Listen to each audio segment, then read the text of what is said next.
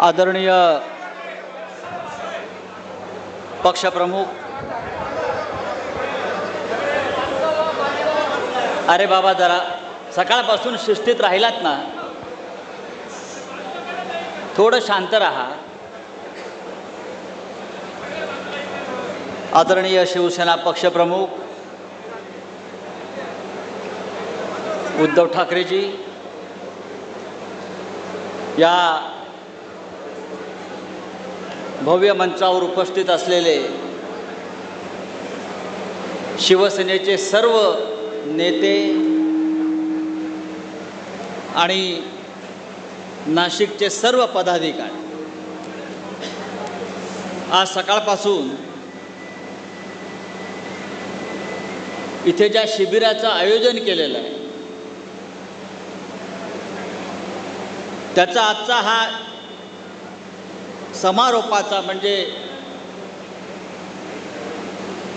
अत्यंत महत्त्वाचा असा हा क्षण आहे.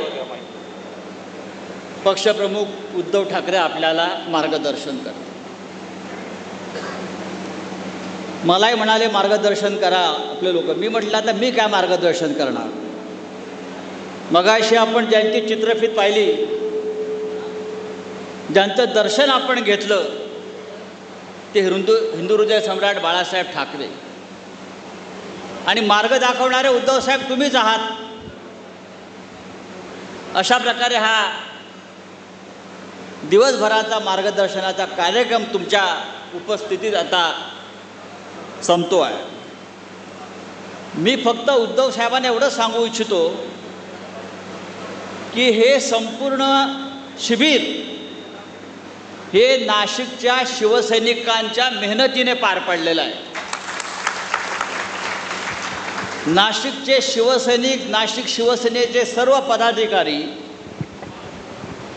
ह्यांनी तन मन आणि धन अर्पून हे शिबिर यशस्वी केलं आणि ही शिवसेनेची ताकद आहे. आज आपल्याकडे सत्ता नाही आहे, त्याच्यामुळे असे कार्यक्रम कसे होऊ शकतात असा प्रश्न पडतो. पण एकदा शिवसैनिकांनी मनावर घेतलं की असे 100 सोहळे तो पार करू शकतो. आज काय झालं, अडथळे बघा कसे येतात, आणतात. इथे आपलं शिबिर सुरू आहे आणि बाहेर नाशिकला शहरामध्ये भारतीय जनता पक्षानं दर्गे पाडण्याचं काम घेतलं.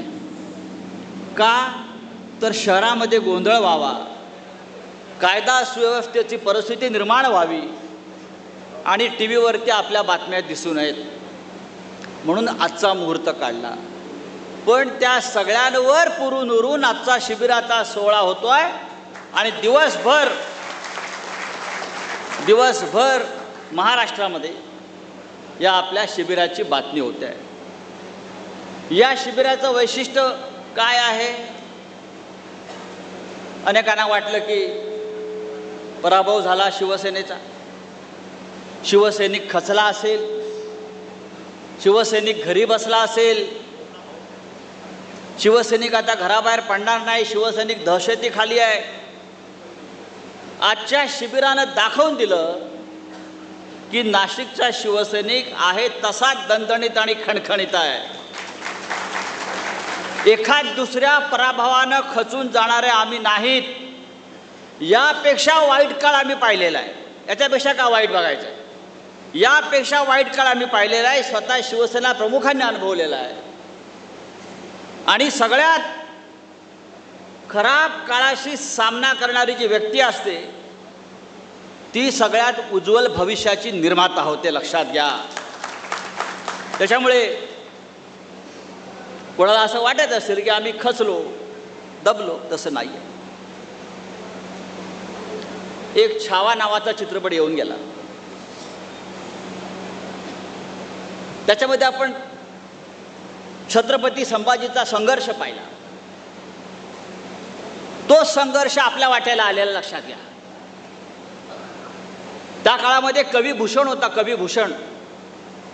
छत्रपती संभाजी जेव्हा निराश झाले,